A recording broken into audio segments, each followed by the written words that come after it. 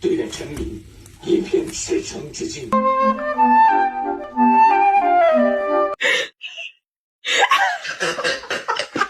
Bye.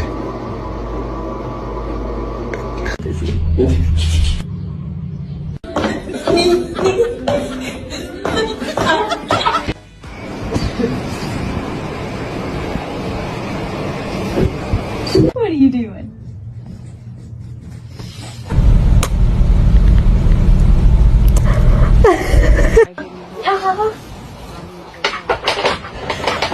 One, two, three.